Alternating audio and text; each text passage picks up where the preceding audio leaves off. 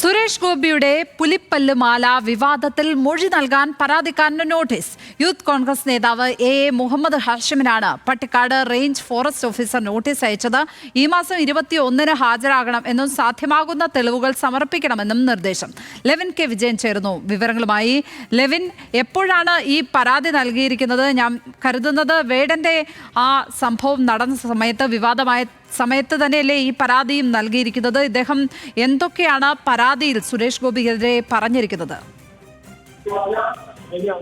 Lakshmi, wrapper വേടനെതിരെ wrapper വേടനുമായി ബന്ധപ്പെട്ട വിവാദമുണ്ടായ കഴിഞ്ഞ April മാസത്തിൽ തന്നെയാണ് സുരേഷ് ഗോപിയും പുലിപ്പല്ലിമാല ഉപയോഗിച്ചു എന്നുള്ള നിലയിലുള്ള ആരോപണങ്ങൾ ഉണ്ടായത്. ഈ കാര്യങ്ങൾ ചൂണ്ടിക്കാട്ടി യൂത്ത് കോൺഗ്രസിന്റെ സംസ്ഥാന സെക്രട്ടറി ആയിട്ടുള്ള എ മുഹമ്മദ് ഹാഷിമാണ് തൃശൂർ സ്വദേശിയായിട്ടുള്ള യുവ നേതാവാണ് പരാതിപ്പെട്ടത്. തൃശൂർ എംപിയും കേന്ദ്രമന്ത്രിയുമായ സുരേഷ് ഗോപി 13/6/2024 കണ്ണൂരിലെ മാമനിക്കുന്ന് ക്ഷേത്രത്തിൽ ദർശനം നടത്തുന്ന വേളയിൽ പുലിപ്പല്ലുമാല ധരിച്ചിരുന്ന ദൃശ്യങ്ങൾ സാമൂഹ്യ മാധ്യമങ്ങളിലും മറ്റും പ്രചരിച്ചിരുന്നു. മറ്റൊരു ദിവസം തൃശൂർ നഗരത്തിൽ നടന്ന പൊതുപരിപാടിയിലും പ്രകടനത്തിലും കഴുത്തിലണിഞ്ഞത് പുലിപ്പല്ലി മാലയായിരുന്നു എന്നുള്ളതടക്കമുള്ള വിവരങ്ങൾ ചൂണ്ടിക്കാട്ടിക്കൊണ്ട് ഇതിന്റെ ചാനൽ ദൃശ്യങ്ങളും അതോടൊപ്പം തന്നെ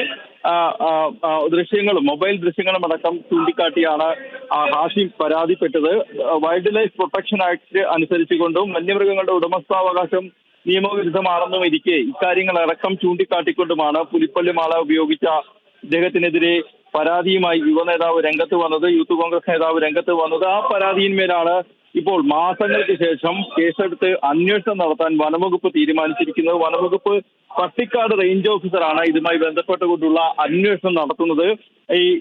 ഈ മാസം 21-ന് ഹാഷിമിനോട് ഈ കേസിൽ മൊഴി നൽകാൻ നേരിട്ടെത്താനാണ് വനംവകുപ്പ് ഉദ്യോഗസ്ഥർ ആവശ്യപ്പെട്ടിരിക്കുന്നത്. ഇത് സംബന്ധിച്ച രജിസ്റ്റേർഡ് പോസ്റ്റും ഹാഷിമിന് കഴിഞ്ഞ ദിവസം ലഭിച്ചിരുന്നു. ഏതായാലും സുരേഷ് ഗോപിയുമായി ബന്ധപ്പെട്ട ഒരു പരാതിയിന്മേൽ നടപടിയെടുക്കാൻ ഇത്രയേറെ കാലതാമസം ഉണ്ടായി എന്നുള്ളതാണ് ഇതുമായി ബന്ധപ്പെട്ടുകൊണ്ട് നോക്കിക്കാണുമ്പോൾ നമുക്ക് മനസ്സിലാക്കാൻ സാധിക്കുന്നത്. ഏതായാലും യൂത്ത് കോൺഗ്രസ് നേതാവ് നൽകിയ പരാതിയിൽ വനംവകുപ്പ് ഒടുവിൽ കേസെടുത്ത് അന്വേഷണം നടത്താൻ തീരുമാനിച്ചിരിക്കുന്നു. ലക്ഷ്മി. ലെവിൻ കെ വിജയൻ, തൃശൂരിൽ നിന്ന്.